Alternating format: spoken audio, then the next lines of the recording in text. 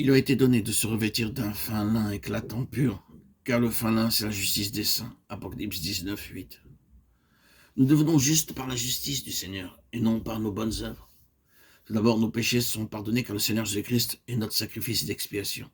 Maintenant, nous devenons plus justes en recevant plus de sa vie. Si nous désirons devenir plus justes, nous ne pouvons pas dépendre de nos propres efforts. Mon vêtement est-il blanc, ma lumière brille-t-elle? Ceci montrera si je suis juste. Cette lumière nous sera montrée plus pleinement et clairement à mesure que nous devenons plus justes. Ceci est notre déclaration, comme la vie du Seigneur Jésus-Christ coule en nous en plénitude. Il est lui-même, en tant que personne vivante, ma justice. Or, c'est par lui que vous êtes en Jésus-Christ, lequel, de par Dieu, a été fait pour nous sagesse et justice, et sanctification et rédemption. 1 Corinthiens 1,30. Ainsi, lorsque le Seigneur Jésus-Christ prend l'entière charge de nos projets et de nos plans, il devient notre sagesse. Alors que nous absorbons la vie du Seigneur Jésus-Christ comme une éponge absorbe l'eau, il devient notre justice. Nous nous abandonnons à lui afin qu'il nous utilise comme il le désire. Puis, il dit plus loin d'acheter de lui un collier pour oindre les yeux, afin que tu vois. Apocalypse 3, 18. Les orientaux utilisent une sorte d'ongue lorsque leur vue baisse. Avec l'aide de cette ongue, ils n'ont pas besoin de lunettes. J'ai vu beaucoup de gens en Inde sans lunettes qui pouvaient voir plus clair en appliquant un collier. Ma mère, à l'âge de 89 ans, pouvait voir clairement sans lunettes. Elle avait l'habitude d'utiliser un collier. Il y a beaucoup de choses dans la parole de Dieu que nous ne pouvons pas comprendre. Alors nous allons vers lui et il nous donne le collier spirituel et nous commençons à comprendre ces choses. Comme dit le psalmiste, « Ouvre mes yeux pour que je contemple les merveilles de ta loi » Psaume 119, 18. Lorsque le Seigneur Jésus-Christ, notre Sauveur et Seigneur, a touché nos yeux, nous sommes capables de voir beaucoup de mystères de sa parole.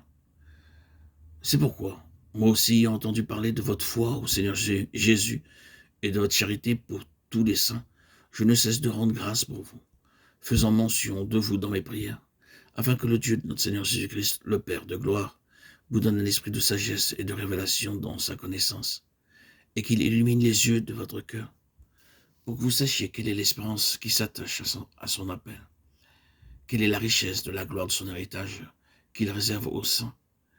Éphésiens 1, 15, 18. Nous avons besoin d'une vision céleste pour voir notre héritage et notre gloire céleste.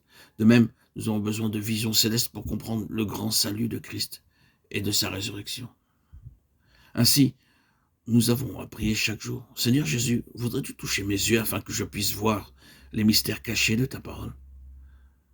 Ceci ne viendra pas par connaissance. Agenouillez-vous, n'ayez pas honte.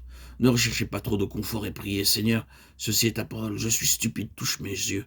Maintenant, je désire voir tes choses cachées. » Et ceci est la promesse du Seigneur. Mais heureux sont vos yeux parce qu'ils voient, et vos oreilles parce qu'elles entendent. Matthieu 13, 16. Le Seigneur doit toucher mes yeux. Ce n'est qu'en permettant à Dieu de tel toucher que je peux voir ces mystères célestes. Je n'ai jamais lu de livre sur l'Apocalypse lui-même. Je me suis juste agenouillé avec quelques feuilles de papier ici et là, et j'ai persévéré dans la prière.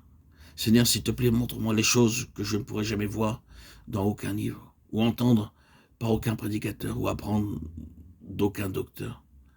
Seigneur, enseigne-moi toi-même. Alors j'ai commencé à voir. Je vis clairement que Dieu a caché dans sa parole beaucoup de mystères.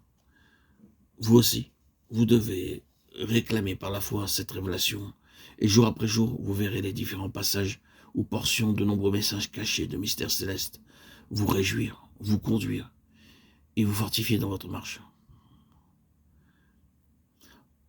Nous avons 7 expériences. La première est bien sûr l'amour. La deuxième est de souffrir joyeusement sans murmurer. La troisième est la séparation avec le monde. La quatrième est l'affranchissement des coutumes, des traditions, des rites et des cérémonies humaines. La cinquième est de veiller pour être prêt pour sa venue. La sixième est l'entrée par les portes ouvertes en apprenant comment gagner les âmes pour lui, en trouvant celles qui sont préparées par lui. La septième est une foi forte et active, une foi vivante et pleine de vie, en utilisant un collier spirituel afin que nous puissions comprendre ces mystères célestes. Par ces simples choses, nous sommes qualifiés pour notre part dans l'héritage spirituel, céleste et glorieux, dans le Seigneur Jésus-Christ.